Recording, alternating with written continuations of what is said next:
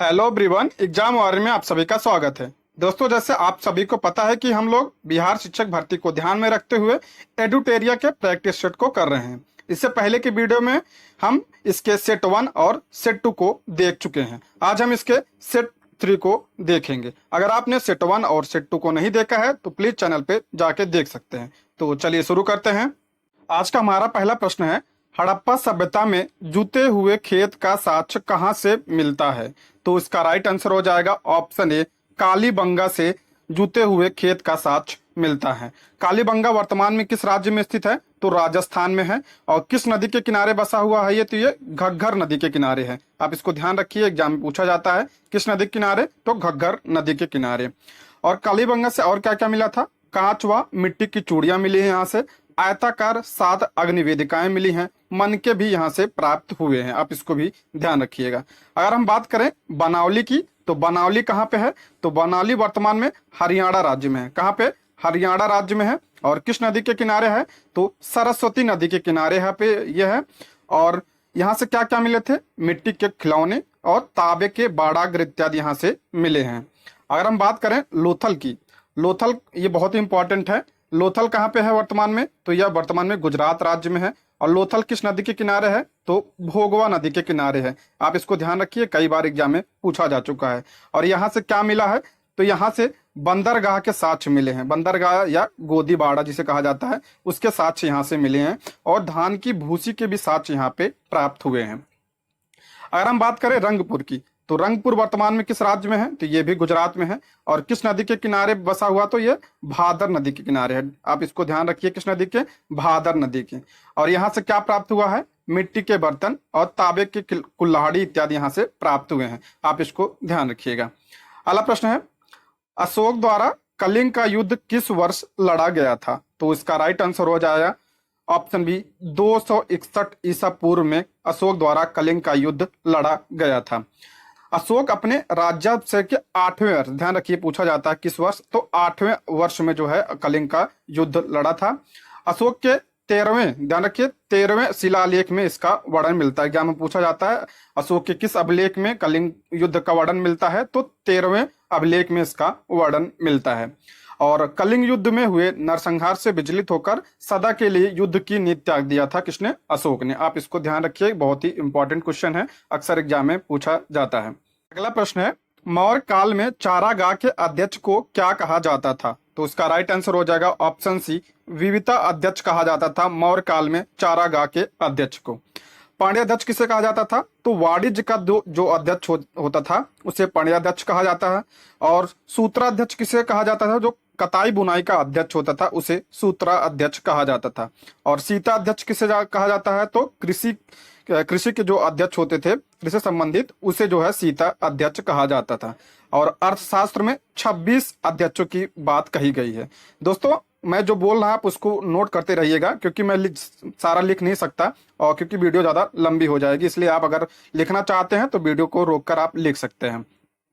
अगला प्रश्न है, गुप्त काल में पूग किसे कहा जाता था? तो इसका राइट आंसर हो जाएगा, गुप्त काल में जो न्यायालय होता था उसे पूग कहा जाता था। किसे? न्यायालय को पूग कहा जाता था। गुप्त काल में जो न्यायालय थे वो 4 वर्गों में विभाजित था। कितने वर्गों में? तो 4 वर्गों में विभाजित था। कौन कौन से? तो सम्राट, ठीक है, और दूसरा मैंने बताया पूग, और तीसरा श्रेणी, और चौथा जो है वो कुल। 4 वर्गों में विभाजित था। और जो राजा होता था वो सर्वोच्च न्यायाधीश होता था। और न्यायाधीश को क्या कहा जाता था? दंड नायक या महादंड नायक कहा जाता था। आप इसको ध्यान रखिएगा। अगला प्रश्न है, निम्नलिखित में से कौन सी रचना हर्षवर्धन से संबंधित नहीं है? तो इसका राइट आंसर हो जाएगा ऑप्शन डी, काव्य दर्शन। काव्य दर्शन ये हर्षवर्धन की रचना नहीं है, और बाकी ये तीनों हर्षवर्धन की रचना है। काव्य दर्शन किसकी रचना है? तो दांडी की रचना है काव्य दर्शन। अगला प्रश्न है, मंदसौर अभिलेख का संबंध किस शासक से है? तो इसका राइट आंसर हो जाएगा यशोवर्मन। मालवा का जो शासक था यशोवर्मन, उससे संबंधित है मंदसौर का अभिलेख। इसमें यशोवर्मन के सैनिक उपलब्धियों का वर्णन मिलता है। दोस्तों, हम थोड़ा फास्ट करेंगे क्योंकि रिवीजन, एक प्रकार से रिवीजन कर रहे हैं, क्योंकि ज्यादा समय बचा नहीं है अब, तो इसलिए हम थोड़ा फास्ट करने की कोशिश करेंगे। मोहम्मद गोरी को भारत में पहली बार किसने पराजित किया था? तो इसका राइट आंसर हो जाएगा ऑप्शन बी, भीमदुत्ती ने मोहम्मद गोरी को पहली बार पराजित किया था। कब किया था? 1978 में पराजित किया था। अगर बात किया जाए कि मोहम्मद गोरी ने भारत पर पहली बार आक्रमण कब किया था, तो इसने 1175 में, सॉरी ये 1100 होगा, 1175 में इसने पहली बार आक्रमण किया था। कहां पर? मुल्तान पर आक्रमण किया था। और भीमदुत्ती ने जो है इसे 1178 में पराजित किया था और पहली बार इसे पराजित किया था। और भीमदुत्ती कौन था? तो यह गुजरात का शासक था। अगला प्रश्न है, दिल्ली सल्तनत में विद्रोहियों के प्रति दुर्बल नीति किस शासक ने अपनाई थी? तो इसका राइट आंसर हो जाएगा जलालुद्दीन फिरोज खिलजी ने दिल्ली सल्तनत में विद्रोहियों के प्रति दुर्बल नीति अपनाई थी। अगर हम बात करें जलालुद्दीन की, तो यह खिलजी वंश का संस्थापक माना जाता है। और खिलजी वंश की बात करें तो कब से कब था? 1290 से 1296 का जो कार्यकाल था वो खिलजियों का था। ठीक है। और सबसे कम जो है किसने शासन किया था दिल्ली सल्तनत पे? तो खिलजी ने। और सबसे ज्यादा की बात करा जाए तो तुगलक वंश ने दिल्ली सल्तनत पे सबसे ज्यादा शासन किया था। अगला प्रश्न है, दिल्ली सल्तनत के किस सुल्तान ने सैनिकों को नगद वेतन देने की प्रथा का आरंभ किया था?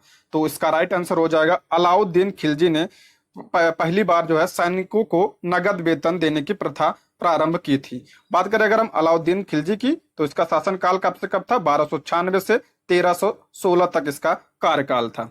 अगला प्रश्न है, अद्वैतवाद मत के प्रतिपादक कौन थे? तो इसका राइट आंसर हो जाएगा शंकराचार्य। ऑप्शन ए, शंकराचार्य अद्वैत मत के प्रतिपादक थे। अगर हम बात करें रामानुज की, तो ये किसके प्रतिपादक थे? तो विशिष्ट द्वैतवाद के प्रतिपादक थे रामानुजाचार्य।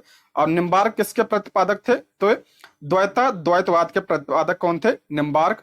और विष्णु स्वामी तो शुद्ध द्वैतवाद के प्रतिपादक थे। और कौन थे? विष्णु स्वामी। एक और आप ध्यान रखिए, माधवाचार्य थे, ये किसके प्रतिपादक थे? तो द्वैतवाद के प्रतिपादक थे माधवाचार्य। अगला प्रश्न है, निम्नलिखित में किस मुगल बादशाह ने न्याय की प्रसिद्ध जंजीर लगवाई थी? तो इसका राइट आंसर हो जाएगा ऑप्शन ए, जहांगीर ने न्याय की प्रसिद्ध जंजीर लगवाई थी। अगर हम बात करें जहांगीर की, तो इसका कार्यकाल कब से कब था? 1605 से 1627 तक। इसने आगरा के किले में जो है न्याय की जंजीर लगवाई थी 1605 में।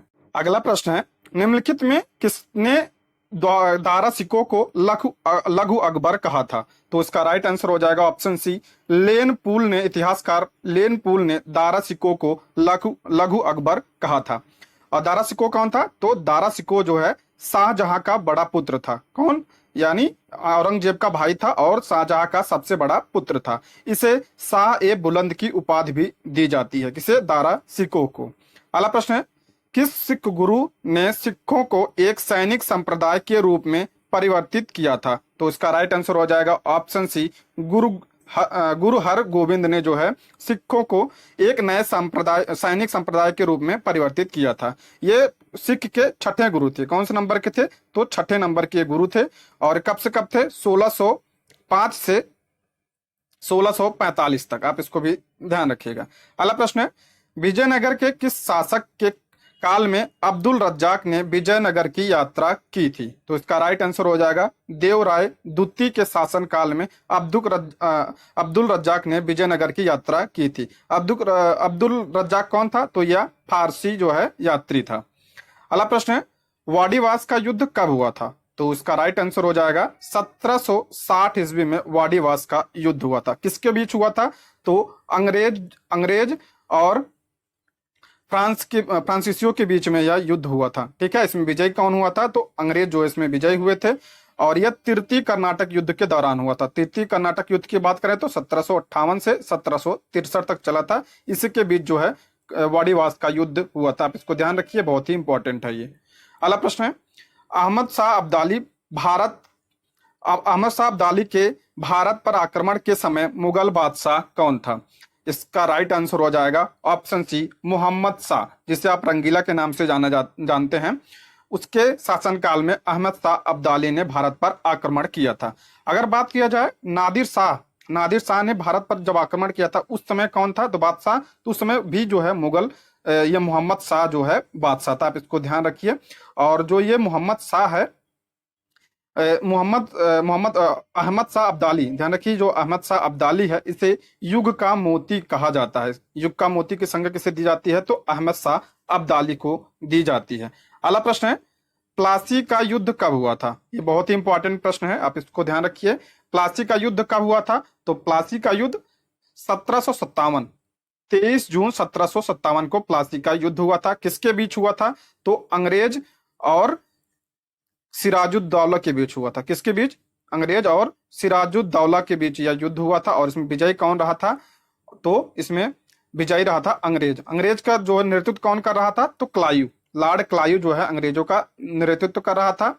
और ये जो सिराजुद्दौला ये कौन था? तो ये बंगाल का नवाब था। अगला प्रश्न है, फैजाबाद में 1857 के विद्रोह का नेतृत्व किसने किया था? तो इसका राइट आंसर हो जाएगा अहमदुल्ला। आप इसको ध्यान रखिए, अजीमुल्ला नहीं, अहमदुल्ला। अहमदुल्ला ने फैजाबाद में 1857 के विद्रोह का नेतृत्व किया था। और इसे दबाया किसने था? ये भी एग्जाम में पूछा जाता है। तो इसे कैंपबेल ने दबाया था। फैजाबाद के विद्रोह को किसने दबाया था? तो कैंपबेल ने दबाया था। अगला प्रश्न है, किस इतिहासकार ने बंगाल के 1765 ईस्वी से लेकर 1772 के मध्य कालखंड को डाकू राज्य की संज्ञा दी है? तो इसको ध्यान रखिए आप, इसका राइट आंसर हो जाएगा के एम पडिक्कर जो है इतिहासकार है। इन्होंने सन 1765 से लेकर 1772 के काल को डाकू राज्य की संज्ञा दी है। अगला प्रश्न है, इकोनॉमिक हिस्ट्री ऑफ इंडिया नामक पुस्तक किसने लिखी थी? तो इसका राइट आंसर हो जाएगा आर.सी. दत्त, यानी रमेश चंद्र दत्त ने यह पुस्तक लिखी थी। अगला प्रश्न है, किस अधिनियम के माध्यम से भारतीयों की शिक्षा पर 1 लाख रुपए खर्च करने का प्रावधान किया गया था? तो इसका राइट आंसर हो जाएगा 1813 का जो एक्ट था उसके माध्यम से भारतीय शिक्षा पर 1 लाख रुपए का खर्च का प्रावधान किया गया था। साथ ही जो कंपनी का एकाधिकार था वो समाप्त कर दिया गया था। और ईसाई मिशनरियों को धर्म प्रचार की अनुमति भी प्रदान की गई थी। किसके तहत? 1813 के चार्टर के तहत। अगला प्रश्न है, आत्मीय सभा का गठन किसके द्वारा किया गया था? तो इसका राइट आंसर हो जाएगा ऑप्शन सी, राजा राम मोहन के द्वारा जो है आत्मीय सभा का गठन किया जाता है। ध्यान रखिए, राजा राम मोहन को आधुनिक भारत का पिता कहा जाता था। और इन्होंने 1821 में, ध्यान रखिए, 1821 में संवाद कौमुदी का प्रकाशन किया था। और आत्मीय सभा का, तो आत्मीय सभा का 1815 में, आप इसको ध्यान रखिए, 1815 में आत्मीय सभा का गठन और 1821 में संवाद कौमुदी का प्रकाशन किया था। और इन्होंने 1828 में, ध्यान रखिए सबसे इंपॉर्टेंट है ये, 1828 में ब्रह्म समाज की स्थापना की थी। और एक बात इनके बारे में और ध्यान रखिए, जो राजा राम मोहन राय हैं इनको जो है राजा की उपाधि किसने दी थी? तो अकबर दुत्ती ने दी थी। ये आप अक्सर एग्जाम में पूछा जाता है। तो किसने दी थी? तो अकबर दुत्ती ने इन्हें राजा की उपाधि प्रदान की थी। अगला प्रश्न है, अलीगढ़ आंदोलन के संस्थापक कौन थे? तो इसका राइट आंसर हो जाएगा option C, sir Syed Ahmad Khan Aligarh आंदोलन के संस्थापक माने जाते हैं। और इन्होंने, ध्यान रखिए, इन्होंने 1864 में साइंटिफिक सोसाइटी की स्थापना की। यह एक सर एग्जाम में पूछा जाता है, इसको आप ध्यान रखिएगा। अगला प्रश्न है, पागलपंथी विद्रोह किसके नेतृत्व में हुआ था? तो इसका राइट आंसर हो जाएगा करम शाह के नेतृत्व में पागलपंथी विद्रोह हुआ था। कहां पे हुआ था? यह उत्तरी बंगाल में हुआ था। कब हुआ था? 1813 से लेकर 1837 तक यह विद्रोह हुआ था।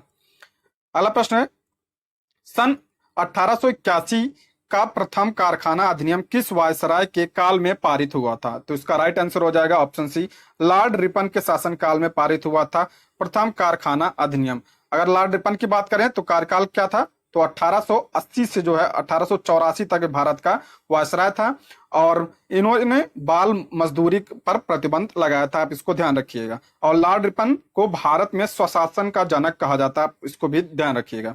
अगला प्रश्न है, गांधी जी ने दक्षिण अफ्रीका प्रवास के दौरान किस रचना का प्रकाशन किया था? तो उसका राइट आंसर हो जाएगा इंडियन ओपिनियन।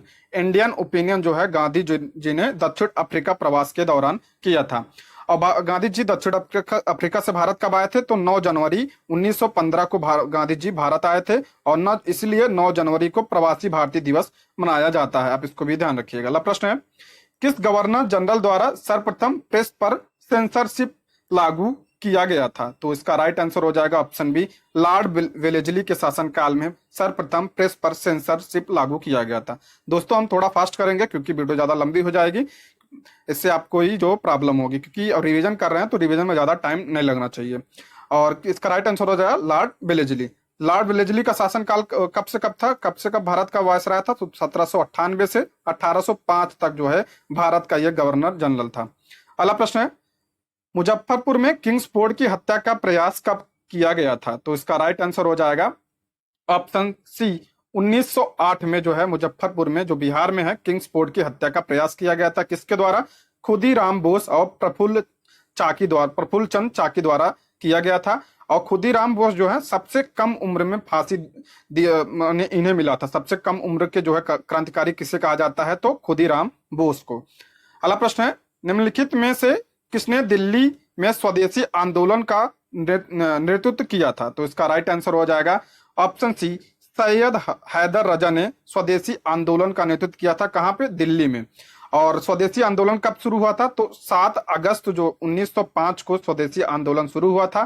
क्यों शुरू हुआ था? बंगाल विभाजन के विरोध में। और बंगाल विभाजन कब हुआ था? 1905 में बंगाल विभाजन हुआ था। किसके शासनकाल में? तो लॉर्ड कर्जन के शासनकाल में यह हुआ था। अगला प्रश्न है, किस उदारवादी नेता को दी ग्रैंड ओल्ड मैन के नाम से जाना जाता है? तो इसका राइट आंसर हो जाएगा दादा भाई नौरोजी को द ग्रैंड ओल्ड मैन के नाम से जाना जाता है। अगला प्रश्न है, निम्नलिखित में कौन सी घटना सबसे बाद में घटित हुई थी? तो अब देख लेते हैं।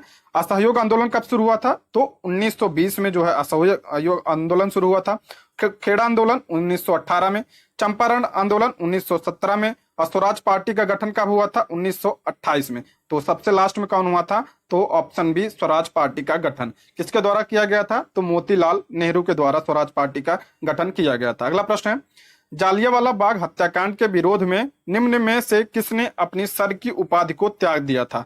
तो उसका राइट आंसर हो जाएगा रविन्द्रनाथ टैगोर ने जालियांवाला बाग हत्याकांड के बाद जो है अपनी सर की उपाधि को त्याग दिया था। जालियांवाला बाग हत्याकांड कब हुआ था? तो 1913 में हुआ था। सॉरी 1919 में हुआ था। 13 अप्रैल 1919 को जो है जालियांवाला बाग हत्याकांड हुआ था। और 1920 में, ध्यान रखिए, 1919 में तो घटना हुई थी और 1920 में इन्होंने, रविन्द्रनाथ टैगोर ने अपनी सर की उपाधि को त्याग दिया था। अगला प्रश्न है, महात्मा गांधी द्वारा चलाया गया प्रथम जन आंदोलन कौन सा था? ध्यान रखिए, इसमें जन आंदोलन पूछा गया था तो कौन सा होगा? तो असहयोग आंदोलन। कब चलाया गया था? 1920 में चलाया गया था। अगर पूछा जाता पहला सत्याग्रह कौन सा, तो चंपारण सत्याग्रह होता। तो कब चलाया था? 1917 में। आप इसमें कंफ्यूज मत होइएगा। तो पहला जन आंदोलन कौन सा था? तो असहयोग आंदोलन। अगला प्रश्न है, निम्नलिखित में से किसके सुझाव पर भारतीयों को साइमन कमीशन से बाहर रखा गया था? तो इसका राइट आंसर हो जाएगा ऑप्शन सी, लॉर्ड इरविन के सुझाव पर भारतीयों को इसमें से बाहर रखा गया था। लॉर्ड इरविन का कार्यकाल कब से कब था? तो 1926 से 1931 तक ये भारत के वायसराय था। और बात करते हैं हम अगर साइमन कमीशन की, तो इसका गठन कब हुआ था? 1927 में इसका गठन हुआ था। और भारत कब आया था? 1928 में यह भारत आया था। अगला प्रश्न है, द्वितीय विश्व युद्ध कब शुरू हुआ था? तो इसका राइट आंसर हो जाएगा 1939 में द्वितीय विश्व युद्ध शुरू हुआ था। और द्वितीय विश्व युद्ध कब से कब चला था? 1939 से 1945, 2 सितंबर 1945 तक यह चला था। अगला प्रश्न है, निम्नलिखित में कौन सा सुमेलित नहीं है? तो इसको देख लेते हैं। लॉर्ड रिपन कम्युनल अवार्ड, अभी हमने पीछे बताया, तो लॉर्ड रिपन का कार्यकाल कब से कब था? 1880 से लेकर 1884 तक। तो ये, लेकिन ये कम्युनल अवार्ड 1932 में आएगा, तो ये हो ही नहीं सकता। तो यही सुमेलित नहीं है। तो ये कम्युनल अवार्ड किसके शासनकाल में आया था? तो विलिंगटन, आप ध्यान रखिए, किसके? विलिंगटन के समय में आया था। और इनके लिथुनगो के समय में कौन सा आया था? अगस्त प्रस्ताव। डलहौजी के समय में व्यक्तिगत नीति यानी, और चेम्सफोर्ड में के शासनकाल में द्वैत शासन आया था। अगला प्रश्न है, झंडा गीत निम्नलिखित में किसके द्वारा लिखा गया था? झंडा गीत यानी झंडा ऊंचा रहे हमारा, ये किसके द्वारा लिखा गया था? तो श्यामलाल प्रसाद द्वारा यह लिखा गया था। अगला प्रश्न है, निम्नलिखित में कौन सी कोविड-19 की वैक्सीन डीएनए आधारित वैक्सीन है? तो उसका राइट आंसर हो जाएगा जायकोव डी। एग्जाम में कई बार एग्जाम में पूछा गया है, आपको ध्यान रखिए कौन सी थी? जायकोव डी। ये किसके द्वारा विकसित किया गया है? तो जाइडस कैडिला द्वारा यह विकसित किया गया। आप इसको भी ध्यान रखिए। दोस्तों, यदि आप हमारे चैनल पर नए हैं तो प्लीज चैनल को सब्सक्राइब करें। यदि आपको वीडियो पसंद आती है तो लाइक, शेयर और कमेंट भी करें। अगला प्रश्न है, कौन सा संगठन ऑपरेशन ग्रीन को कार्यान्वित करता है? ऑपरेशन ग्रीन को कौन कार्यान्वित करता है? तो इसका राइट आंसर हो जाएगा NAFED। NAFED यानी national agricultural cooperative marketing federation of India इसका फुल फॉर्म है। इसकी स्थापना कब हुई थी? 1958 में इसकी स्थापना हुई थी। और इसका हेडक्वार्टर कहाँ है? तो न्यू दिल्ली में इसका हेडक्वार्टर है, आप इसको भी ध्यान रखिएगा। अगला प्रश्न है, आर्थिक सर्वेक्षण किसके द्वारा प्रकाशित होता है? तो इसका राइट आंसर हो जाएगा ऑप्शन ए, वित्त मंत्रालय द्वारा आर्थिक सर्वेक्षण प्रकाशित होता है। और ये बजट के पहले प्रकाशित होता है आर्थिक सर्वेक्षण। और आर्थिक सर्वेक्षण जो है किसके द्वारा? वित्त मंत्रालय। वर्तमान वित्त मंत्री कौन है? तो निर्मला सीतारमण जो है वर्तमान में हमारी वित्त मंत्री हैं। अगला प्रश्न है, सर्व शिक्षा अभियान का उद्देश्य किस आयु के बच्चों में शिक्षा को प्रोत्साहित करना है? तो इसका राइट आंसर हो जाएगा ऑप्शन बी, 6 से 14 वर्ष के बच्चों के में यह प्रोत्साहित करना है। और सर्व शिक्षा अभियान कब आया था? तो 2001 में सर्व शिक्षा अभियान आया था। अगला प्रश्न है, वह उद्योग जो खनिजों का उपयोग कच्चे माल के तौर पर करते हैं तो क्या कहलाते हैं? उसका राइट आंसर हो जाएगा खनिज आधारित उद्योग कहलाते हैं। अगला प्रश्न है, निम्नलिखित कंद फसलों में से किससे गरीब का मित्र कहा जाता है? तो इसका राइट आंसर हो जाएगा आलू को गरीब का मित्र कहा जाता है। अगला प्रश्न है, भारतीय मौसम विज्ञान संस्थान कहाँ स्थित है? तो इसका राइट आंसर हो जाएगा नई दिल्ली में भारतीय मौसम विज्ञान संस्थान स्थित है। अगला प्रश्न है, दक्षिण एशियाई क्षेत्रीय सहयोग संघ यानी सार्क का स्थापना कब हुआ था? तो इसका राइट आंसर हो जाएगा सार्क की स्थापना 1980 में हुई थी। और सार्क का फुल फॉर्म क्या है? दक्षिण एशियाई क्षेत्रीय सहयोग संगठन। और इसमें कितने सदस्य हैं? तो वर्तमान इसमें 7 सदस्य हैं। कौन कौन से? भारत, पाकिस्तान, बांग्लादेश, नेपाल, भूटान, मालदीव और अफगानिस्तान इसमें शामिल है। और इसका हेडक्वार्टर कहाँ पे स्थित है? तो काठमांडू में इसका हेडक्वार्टर है। काठमांडू कहाँ पे? तो नेपाल में है। इसका हेडक्वार्टर कहाँ पे है? काठमांडू में, आप इसको भी ध्यान रखिए। अगला प्रश्न है, निम्नलिखित में कौन सा सुमेलित नहीं है? तो इसका राइट आंसर हो जाएगा, इसमें देख लेते हैं, मैक मोहन रेखा भारत और चीन सही है। और मेनहरीम रेखा तो रूस और फिनलैंड ये भी सही है। हिंडनबर्ग रेखा जर्मन एवं पोलैंड ये भी सही है। और मैगी नॉट रेखा फ्रांस नहीं, यहाँ स्पेन नहीं होगा, यहाँ जर्मनी होगा। फ्रांस और जर्मनी के बीच में है मैगी नॉट रेखा, आप इसको ध्यान रखिएगा। अगर बात करें यहाँ पे भारत और पाकिस्तान के बीच में कौन सी रेखा है? तो रेड क्लिफ। अगला प्रश्न है, इंदिरा गांधी परमाणु अनुसंधान केंद्र कहाँ स्थित है? तो इसका राइट आंसर हो जाएगा ऑप्शन सी, तमिलनाडु में स्थित है इंदिरा गांधी परमाणु अनुसंधान केंद्र। इसकी स्थापना कब हुई थी? 1971 में इसकी स्थापना हुई थी, आप इसको ध्यान रखिएगा। अगला प्रश्न है, अंडमान और निकोबार द्वीप समूह के कितने द्वीपों का नाम परमवीर चक्र विजेताओं के नाम पर रखा गया है? तो इसका राइट आंसर हो जाएगा ऑप्शन बी, 21 परमवीर चक्र विजेताओं के नाम पर रखा गया है अंडमान निकोबार के द्वीपों का नाम। अब ध्यान रखिए, 23 जनवरी 2023 को कौन सी जयंती मनाई जाती है? तो पराक्रम दिवस मनाया जाता है। किसके उसके पे? तो सुभाष चंद्र बोस की जयंती मनाई जाती है। और उसी के दिन जो है पराक्रम दिवस मनाया जाता है। और इसी के दिन जो है नरेंद्र मोदी ने यह घोषणा की थी। अगला प्रश्न है, दुनिया की पहली तरल हाइड्रोजन संचालित नौका का नाम क्या है? तो इसका राइट आंसर हो जाएगा MF हाइड्रा, दुनिया की पहली तरल हाइड्रोजन संचालित नौका है। और इसे विकसित किसने किया है? तो नॉरलैंड नामक एक कंपनी है, उसने यह विकसित किया है, नॉर्वे की कंपनी है। अगला प्रश्न है, भारतीय अंतरिक्ष अनुसंधान यानी इसरो ने अपने 12 वर्ष पुराने उपग्रह मेगा ट्रॉपिक्स को किस महासागर में गिराया? तो इसका राइट आंसर हो जाएगा प्रशांत महासागर में गिराया। किसको? मेगा ट्रॉपिक्स या एक उपग्रह है। और यह कब गिराया? तो 10 मार्च 2023 को यह गिराया था। कहाँ पे? प्रशांत महासागर में। अगला प्रश्न है, सिवितनी राबुका किस देश के नए प्रधानमंत्री बने हैं? तो इसका राइट आंसर हो जाएगा फिजी। ये फिजी के 12वें प्रधानमंत्री बने हैं, आप इसको ध्यान रखिएगा। अगला प्रश्न है, ऑस्ट्रेलियन ओपन 2023 के विजेता कौन रहे हैं? ध्यान रखिए, पुरुष वर्ग की बात हो रही है, क्योंकि ऑप्शन में पुरुष वर्ग का नाम दिया है। तो इसका राइट आंसर हो जाएगा नोवाक जोकोविच। नोवाक जोकोविच किस देश के हैं? तो ये सर्बिया के खिलाड़ी हैं। कहाँ के? सर्बिया के हैं। अगर पूछा जाए महिला वर्ग में कौन जीता है, तो अरीना सबलेंका जो बेलारूस के खिलाड़ी हैं, वो महिला वर्ग में ऑस्ट्रेलियन ओपन 2023 जीती हैं। अगला प्रश्न है, हाल ही में किस भारतीय संस्थान ने कृत्रिम हृदय को तैयार करने में सफलता हासिल की है? तो इसका राइट आंसर हो जाएगा IIT गुवाहाटी ने कृत्रिम हृदय को तैयार किया है। अगला प्रश्न है, किस वर्ष तक भारत ऊर्जा स्वतंत्रता प्राप्त करने का लक्ष्य निर्धारित किया है? तो इसका राइट आंसर हो जाएगा भारत 2047 तक ऊर्जा स्वतंत्रता प्राप्त करने का लक्ष्य रखा है। अगर पूछा जाए भारत जो है शून्य कार्बन उत्सर्जन का लक्ष्य कब तक रखा है, तो शून्य कार्बन उत्सर्जन का लक्ष्य रखा है 2070 तक। आप इसको भी ध्यान रखिएगा। अगला प्रश्न है मृदु ऊतक एक प्रकार का, तो इसका राइट आंसर हो जाएगा जो मृदु ऊतक होते हैं ये सरल ऊतक होते हैं। कौन से ऊतक होते हैं? सरल ऊतक होते हैं। अगर हम जटिल ऊतक की बात करें तो उसमें कौन कौन से आते हैं, तो जाइलम और फ्लोएम, जाइलम और फ्लोएम जो है ये जटिल ऊतक के अंतर्गत आते हैं। अगला प्रश्न है निम्न कथनों पर विचार करें। देख लेते हैं। कवक में क्लोरोफिल का अभाव होता है, तो ये सही है।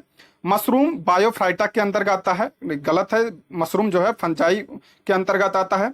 शैवाल संवहनीय पौधा है, ये गलत है। शैवाल जो है नहीं, फर्न जो है संवहनीय पौधा है। और थैलोपाइटा वर्ग के पौधों का शरीर जड़ तना एवं पत्तियों में विभेदित नहीं करता, ये भी सही है। तो कौन कौन सही हो जाएगा? ऑप्शन ए और 4, तो इसका राइट आंसर हो जाएगा ऑप्शन बी। अगला प्रश्न है संक्रमित पेयजल से फैलने वाला रोग है, तो संक्रमित पेयजल से यानी जल से कौन फैलता है? तो हेपेटाइटिस। हेपेटाइटिस लीवर की बीमारी है, तो ये फैलता है किससे? संक्रमित पेयजल से। अगला प्रश्न है दुधारू पशुओं का रोग एंथ्रेक्स, जो दुधारू पशुओं में एंथ्रेक्स होता है किसके कारण होता है? तो बैक्टीरिया के कारण होता है। इसमें पशुओं का जो है शरीर फूल जाता है और दूध में कमी आ जाती है। अगला प्रश्न है रसांकुर पाया जाता है, तो रसांकुर होता है किसमें पाया जाता है? तो छोटी आंत में रसांकुर पाया जाता है। छोटी आंत 3 भागों में होती है, कौन कौन सी? तो ग्रहणी, ठीक है, और दूसरा होता है जेनुना, और तीसरा होता है इलियम। इलियम में ही जो है रसांकुर पाया जाता है। रसांकुर का काम क्या होता है? पचित भोजन का अवशोषण करता है रसांकुर। और छोटी आंत जो है ये आहार नली की सबसे लंबी भाग है, और इसकी लंबाई कितनी होती है? 6 से 7 मीटर यह लंबी होती है छोटी आंत, इसको आप ध्यान रखिएगा। अगला प्रश्न है अवायवीय श्वसन कोशिका के किस भाग में होता है? तो इसका राइट आंसर हो जाएगा कोशिका द्रव्य में होता है अवायवीय श्वसन। अवायवीय श्वसन में ऑक्सीजन की अनुपस्थिति होती है, और किसमें होता है? तो ये कोशिका द्रव्य में होता है। अगला प्रश्न है जब फाइब्रोनोजिन प्लाज्मा से अलग हो जाता है तो फाइब्रोनोजिन रहित प्लाज्मा को क्या कहा जाता है? तो इसका राइट आंसर हो जाएगा उसे सीरम कहा जाता है। सीरम जो होता है हल्का पीले रंग का चिपचिपा पदार्थ होता है। अगला प्रश्न है एस्ट्रोजन स्रावित होता है, जो एस्ट्रोजन हार्मोन एक प्रकार का होता है, किससे स्रावित होता है? तो अंडाशय द्वारा स्रावित होता है। आप इसको ध्यान रखिएगा, किसके द्वारा? अंडाशय द्वारा। अगला प्रश्न है नर युग्मक तथा मादा युग्मक के संयोग से बनता है, यानी जब नर और मादक युग्मक जो होता है वो किससे संयोग से बनता है? उसके संयोग से क्या बनता है? तो जाइगोट बनता है। आप इसको ध्यान रखिए, क्या बनता है? तो नर और मादा के मिलने से क्या बनता है? जाइगोट। अगला प्रश्न है मूल भौतिक राशियों की संख्या कितनी है? तो उसकी राइट आंसर हो जाएगा कितनी है? तो टोटल 7 राशियां हैं। कौन कौन सी हैं? तो लंबाई, ठीक है, लंबाई, द्रव्यमान, समय और विद्युत धारा, ताप, ज्योति तीव्रता, पदार्थ की मात्रा जो है, ये 7 जो है हमारी भौतिक राशियां हैं। अगला प्रश्न है निम्नलिखित में कौन सा कथन असत्य है? तो देख लेते हैं। दूरी में केवल परिणाम होता है, ये भी सही है। विस्थापन अदिश राशि, ये भी सही है। और विस्थापन की दर को क्या कहते हैं? त्वरण कहते हैं, यानी ऑप्शन डी इसका राइट आंसर हो जाएगा। जो अदिश राशि होती है उसमें जो है परिमाण होता है लेकिन दिशा नहीं होती है, और जो सदिश राशि होती है उसमें परिमाण और दिशा दोनों होते हैं। आप इसको भी ध्यान रखिएगा। अगला प्रश्न है यदि किसी वस्तु में बल लगाने से उसमें कोई त्वरण उत्पन्न नहीं होता है तो वो बल क्या कहलाता है? तो उसका राइट आंसर हो जाएगा वह क्या कहलाता है? तो वह असंतुलित बल कहलाता है। अगला प्रश्न है यदि कोई वस्तु किसी द्रव में डूब जाती है तो निम्न में कौन सा कथन सत्य होगा? तो देख लेते हैं। तैरने का सिद्धांत आइंस्टीन ने दिया था, गलत। तैरने का सिद्धांत किसने दिया था? तो आर्किमिडीज ने दिया था। तो इसका राइट आंसर हो जाएगा वस्तु का भार उत्प्लावक बल से अधिक होता है। अगर वस्तु का भार जो है उत्प्लावक बल से अधिक होता है तो द्रव जो वस्तु होती है वो द्रव में डूब जाती है। अगर जो वस्तु का भार जो है उत्प्लावक बल के बराबर होती है तो क्या होगा? वो तैरेगी, ठीक है। अगर वस्तु का भार जो है उत्प्लावक बल से कम होगा तो वो उसके जो है सतह पे तैरेगी, ध्यान रखिए। तो इसका राइट आंसर हो जाएगा ऑप्शन सी। और इसका सिद्धांत किसने दिया था? तो आर्किमिडीज ने सिद्धांत दिया था। अगला प्रश्न है पूर्ण आंतरिक परावर्तन की घटना तब संभव होती है जब प्रकाश जाता है। तो इसका राइट आंसर हो जाएगा जब प्रकाश जो है सघन माध्यम से विरल माध्यम में प्रवेश करती है तो पूर्ण आंतरिक परावर्तन की घटना होती है। अगला प्रश्न है, श्वेत प्रकाश जब प्रिज्म से होकर गुजरती है तो वर्ण यानी रंग सबसे कम विचलित होता है। यानी जब श्वेत प्रकाश प्रिज्म से होकर गुजरती है तो वो सबसे कम कौन से विचलित होती है, तो लाल रंग। ठीक है, लाल रंग सबसे कम विचलित होती है क्योंकि इसका तरंग दैर्घ्य ज्यादा होता है। अगर बात करें सबसे ज्यादा कौन सा कलर विचलित होता है, तो बैगनी और नीला। ध्यान रखिए कि कौन सा, बैगनी और नीला।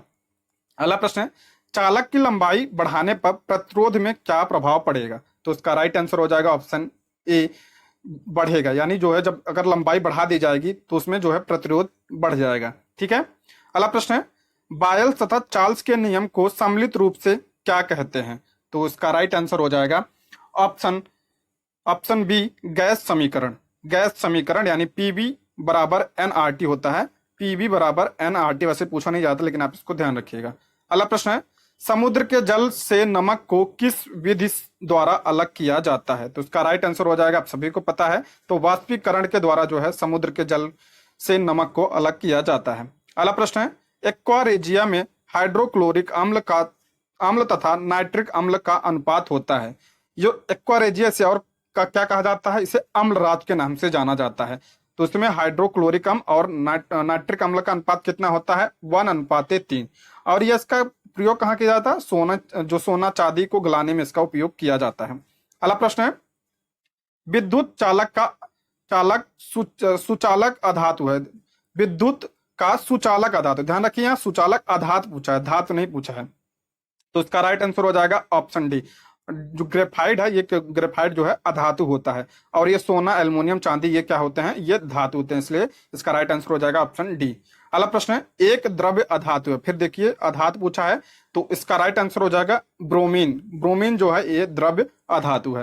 अगला प्रश्न है, पिच ब्लेंड निम्न में से किस धातु का एक अयस्क है, तो इसका राइट आंसर हो जाएगा यूरेनियम का अयस्क है। कौन सा, पिच ब्लेंड। और पिच ब्लेंड का फार्मूला क्या होता है, U3O8 इसका फार्मूला होता है, आप इसको ध्यान रखिएगा। अगला प्रश्न है, रेडियो सक्रियता की खोज किसने की थी, तो इसका राइट आंसर हो जाएगा हेनरी बेकरेल ने जो है रेडियो सक्रियता की खोज की थी। लेकिन अगर पूछा जाए रेडियो सक्रियता का सर्वप्रथम प्रयोग किसने किया था, तो मैडम क्यूरी ने रेडियो सक्रियता शब्द का प्रयोग किया था। अगला प्रश्न है, ये मोस्ट इंपॉर्टेंट प्रश्न है, भारतीय संविधान में संसद के दोनों सदनों की संयुक्त बैठक का प्रावधान किस देश के संविधान से ग्रहित किया गया है, तो इसका राइट आंसर हो जाएगा किससे लिया गया है, तो ऑस्ट्रेलिया के संविधान से लिया गया है संयुक्त बैठक। और संयुक्त बैठक किस आर्टिकल में इसका उल्लेख है, तो संविधान के आर्टिकल 108 में इसका उल्लेख है। और इसमें ध्यान रखिए, कई बार एग्जाम में पूछा जाता है जो संयुक्त बैठक है इसे बुलाता कौन है, तो इसे राष्ट्रपति बुलाता है। कौन बुलाता है, राष्ट्रपति बुलाता है। लेकिन इसकी अध्यक्षता कौन करता है, इसकी अध्यक्षता जो होता है लोकसभा का अध्यक्ष करता है। आप इसको ध्यान रखिएगा, बहुत ही इंपॉर्टेंट है, इसमें आप कंफ्यूज मत होइएगा। अगला प्रश्न है, राज्यपाल को पद की शपथ किसके द्वारा दिलाई जाती है, तो इसका राइट आंसर हो जाएगा ऑप्शन ए, उस राज्य के जो हाईकोर्ट होता है उसके मुख्य न्यायाधीश द्वारा राज्यपाल के पद का शपथ दिलाया जाता है। जो ये शपथ का उल्लेख किस आर्टिकल में है, तो आर्टिकल 159 में इसका उल्लेख है। और जो राज्यपाल की नियुक्ति कौन करता है, अगर राज्यपाल की नियुक्ति कौन करता है, तो राष्ट्रपति जो है राज्यपाल की नियुक्ति करता है। आप इसको भी ध्यान रखिएगा। अगला प्रश्न है, भारतीय संविधान के किस संशोधन अधिनियम द्वारा पंचायती राज व्यवस्था को संवैधानिक दर्जा दिया गया था, तो इसका राइट आंसर हो जाएगा ऑप्शन सी, 73वां संविधान संशोधन कब हुआ था, 1992 के तहत जो है पंचायती राज व्यवस्था को संवैधानिक दर्जा दिया गया था। इसके तहत संविधान में भाग 9 जोड़ा गया था, भाग 9 और अनुसूची 11 जोड़ी गई थी। आप दोनों ध्यान रखिए, अनुसूची 11 और भाग 9 को जोड़ा गया था संविधान के 73वें संविधान संशोधन द्वारा। अगला प्रश्न है, संघ लोक सेवा आयोग की रिपोर्ट किसको प्रस्तुत करनी होती है, तो उसका राइट आंसर हो जाएगा जो संघ लोक सेवा आयोग की रिपोर्ट है यह राष्ट्रपति को सौंपी जाती है। ठीक है, और जो संघ लोक सेवा आयोग की बात करें तो इसका आर्टिकल किस में है ये, तो आप 315 से लेकर 323 में इसका उल्लेख मिलता है। अगला प्रश्न है, निम्नलिखित किस अधिनियम द्वारा भारत में प्रांतों को स्वायत्तता प्रदान की गई थी, मोस्ट इंपॉर्टेंट है, किसके द्वारा प्रदान की गई थी, तो भारत सरकार अधिनियम 1935 के तहत जो है प्रांतों को स्वायत्तता प्रदान की गई थी। अगला प्रश्न है, डैश मतलब कि सर्वोच्च न्यायालय मामले और उसमें शामिल कानूनी मुद्दों पर पुनर्विचार करेगा। जो अपीली क्षेत्राधिकार, तो इसका राइट आंसर हो जाएगा अपीली क्षेत्राधिकार। यानी सर्वोच्च न्यायालय को हम और कौन किस नाम से जाते हैं, तो अपीली अपीली यानी अपील कर सकते हैं। यानी जो सुप्रीम कोर्ट हाई कोर्ट का जो जजमेंट होता है उसको हम सुप्रीम कोर्ट में अपील कर सकते हैं। अगला प्रश्न है, भारतीय संविधान का अंतिम व्यवस्थापक होता है। तो भारतीय संविधान का अंतिम व्यवस्थापक कौन होता है, तो सर्वोच्च न्यायालय। आप इसको ध्यान रखिए, कौन होता है, सर्वोच्च न्यायालय। अगला प्रश्न है, समाजवादी अर्थव्यवस्था में उत्पादन के सभी कारक किसके स्वामित्व और नियंत्रण में होते हैं। तो उसका राइट आंसर हो जाएगा राज्य के नियंत्रण में होते हैं समाजवादी अर्थव्यवस्था में। अगला प्रश्न है, महालनोबिस मॉडल का संबंध किस पंचवर्षीय योजना के साथ जोड़ा गया है। तो इसका राइट आंसर हो जाएगा दूसरी पंचवर्षीय योजना। ठीक है, पंचवर्षीय योजना की शुरुआत कब हुई थी, 1951 में इसकी शुरुआत हो गई थी। और पहली पंचवर्षीय योजना जो शुरू हुई थी वो किस मॉडल पे थी, तो हेरोल्ड डोमर के मॉडल पे थी। और दूसरी किसके थी, तो महालनोबिस मॉडल पे थी। अगला प्रश्न है, जनगणना 2011 के अनुसार भारत में सर्वाधिक ग्रामीण जनसंख्या किस राज्य में है। तो इसका राइट आंसर हो जाएगा ऑप्शन डी, इनमें से कोई नहीं। 2011 के जनगणना के अनुसार जो है सर्वाधिक ग्रामीण जनसंख्या किस राज्य में है, तो हिमाचल प्रदेश में है। इसको आप ध्यान। अगला प्रश्न है, बिहार बजट 2023-24 के अनुसार बिहार का विकास दर कितना रहने का अनुमान है। आप इसको ध्यान रखिए, क्योंकि जो अब की बार बीपीएससी करा रही है तो बीपीएससी जो है बिहार बजट और आर्थिक सर्वेक्षण से क्वेश्चन जरूर पूछती है। तो इसका राइट आंसर हो जाएगा 15.24%। अगला प्रश्न है, प्रति हेक्टेयर उत्पादन की दृष्टि से सबसे अधिक चावल का उत्पादन किस राज्य में होता है। ध्यान रखिए, इसमें प्रति हेक्टेयर से पूछा है, तो इसका राइट आंसर हो जाएगा पंजाब। अगर पूछा जाता सबसे ज्यादा कहाँ होता है, तो राइट आंसर हो जाता पश्चिम बंगाल, सबसे ज्यादा चावल। अगर पूछा जाता फसल क्षेत्र के आधार पर सबसे ज्यादा चावल कहाँ पे होता है, तो यूपी। आप इन तीनों में ध्यान रखिएगा। अगर पूछा जाए प्रति हेक्टेयर तो पंजाब, और सबसे ज्यादा तो पश्चिम बंगाल, और फसल क्षेत्र के हिसाब से तो यूपी। अगला प्रश्न है, सूची 1 के साथ सूची 2 को मिलाइए और सूचियों के नीचे दिए गए कूट की सहायता से सही उत्तर का चयन कीजिए। तो इसको देख लेते हैं। जिम कार्बेट कहाँ पे है, तो जिम कार्बेट ये है उत्तराखंड में। बांधव ये कहाँ पे है, तो ये मध्य प्रदेश में है। और दम्फा नेशनल पार्क कहाँ पे है, तो यह मिजोरम में है। और रणथंबोर नेशनल पार्क कहाँ है, तो ये राजस्थान में है। आप इसको ध्यान रखिएगा। अगला प्रश्न है, भारत में सर्वाधिक वर्षा निम्न में से किस क्षेत्र में होती है। तो इसका राइट आंसर हो जाएगा पश्चिमी घाट और हिमालयी क्षेत्र। जो पश्चिमी घाट है और जो ये हिमालय और मेघालय का क्षेत्र है, वहां पे सर्वाधिक वर्षा होती है।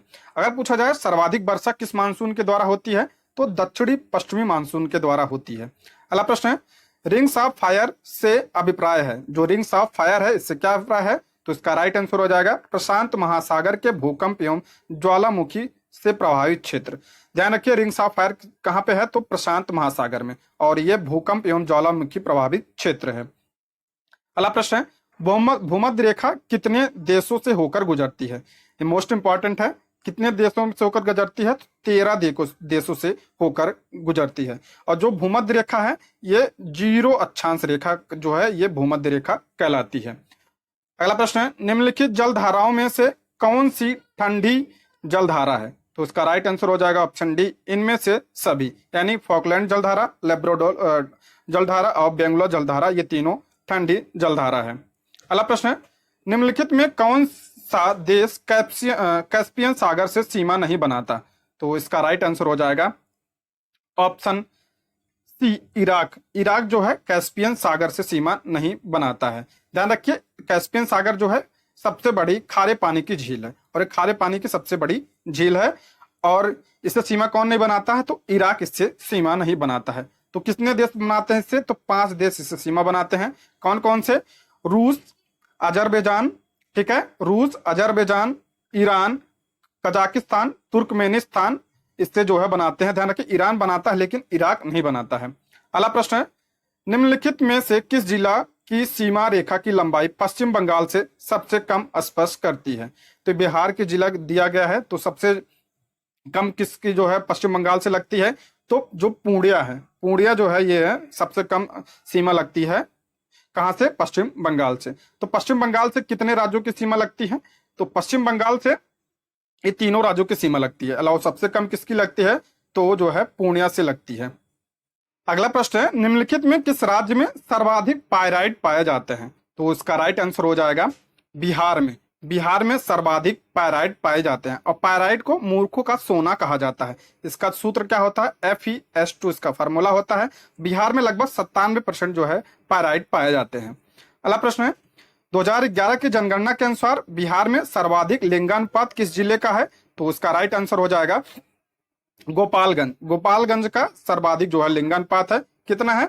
1021 जो है यहाँ का लिंगानुपात है। और सबसे कम की बात करें तो मुंगेर का कितना है? 876 मुंगेर का जो है लिंगानुपात है। अगर बात करें बिहार का लिंगानुपात कितना है तो 918 जो है बिहार का लिंगानुपात है। अगला प्रश्न है, भारत का सबसे लंबा राष्ट्रीय जलमार्ग कौन सा है? ध्यान रखिए जलमार्ग की बात हो रही है, तो कौन सा है? राष्ट्रीय जलमार्ग नंबर 1 जो इलाहाबाद से हल्दिया तक है, 1620 किलोमीटर तक इसकी लंबाई है। आज का लास्ट प्रश्न है, शून्य रेखा कहलाती है? तो उसका राइट आंसर हो जाएगा ऑप्शन डी, त्रिपुरा और बांग्लादेश के बीच जो रेखा है वो शून्य रेखा कहलाती है। दोस्तों ये रहे आज के प्रश्न। Thank you for watching.